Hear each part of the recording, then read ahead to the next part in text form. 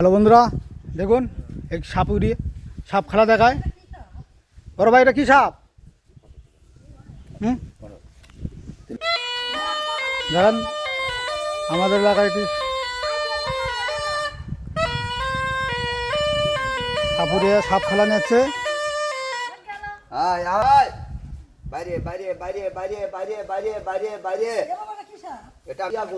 দুধিয়া গুমা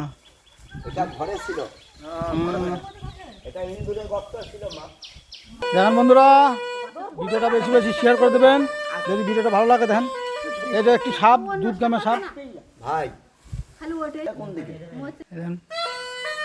ডেকে ডেকে সাপ নিয়ে এসেছে।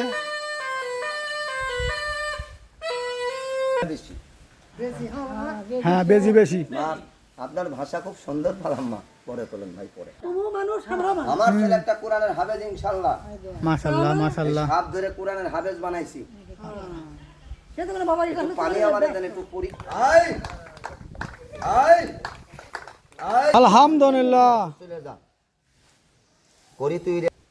আপনাদের এই বাঁশ বাগানে একটা বেজি দেখলাম, বেজি চিনেন? হ্যাঁ হ্যাঁ, বেজি আছে। সবাই বলুন আছে। এই বেজিটাকেও মারবেন না। আর অনুরোধ করলাম, এরম সাপ যদি আপনারা কামড় দেয়, আপনি ওই বাঁশ বাগানে চলে যাবেন। ওটা দোয়া জানান নেই, আর কি করছে লোক পাবে না। এই বাড়িতে দুইটা কুটনি আছে। কোন কুটনি জানেন? একবারই তরকারি দিলে ভালো, না দিলে মুখটা করে কালো। বিপদে বললে আল্লাহকে ডাকে, বিপদে না বললে ডাকে না। পারি দরকার, সবার দরকার। আমি গাছটার নাম বলে দিয়ে সাপটা দেখে যান। এই সাপটা খাই মুইতে দেয়। একজনে মুইতার একজনের দোষ দেয়। অনেক সাও স্কুলে যায় না, ফ্রি ফায়ার খেলে। রাতের বেলায় মা বলে চিৎকার পারে, খায় না, জ্বর আসে।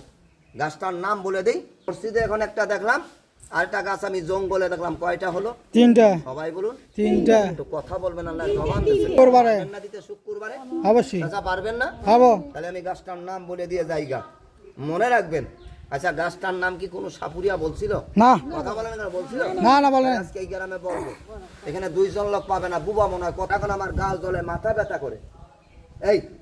এই যে গাছটা আমি কোরআন শরীফে পাইছি। বাবা একটু পরে কর। আমি যদি এই গ্রামে 9 জনকে 9টা গাছ আমি দিয়ে যাই, নাম হবে না বদনাম হবে? নাম হবে, নাম হবে। নামের জন্য দেবো। এখন কোমর ব্যথা ভালো হবে। এখন শেষ করে নিয়েছি। নিজের মনে না পরের মনে? নিজের মনে। আজকে কি বার? বৃহস্পতিবার। শুক্রবারে পড়বেন আল্লাহর নামে। কি বারে? শুক্রবারে।